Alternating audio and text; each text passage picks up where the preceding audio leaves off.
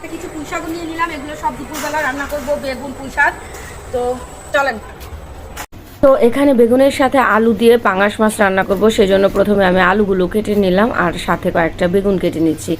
আর বেগুনগুলি কিন্তু তেমন একটা বিচি হয় নাই। আর পুঁই শাক দিয়ে ডাল দিয়ে তারপরে একটা চচ্চড়ি করব, সেজন্য পুঁই শাকটাও কেটে নিলাম। এদিকে আমি মাছটা বসিয়ে দিলাম, পেঁয়াজের সাথে কিছু পেঁয়াজ বাটা আর হচ্ছে টমেটো পিউরি, লবণ, হলুদ, মরিচ, ধনিয়া, জিরা এগুলো দিয়ে কিন্তু আমি ভালোভাবে মশলাটা কষিয়ে নিয়েছি।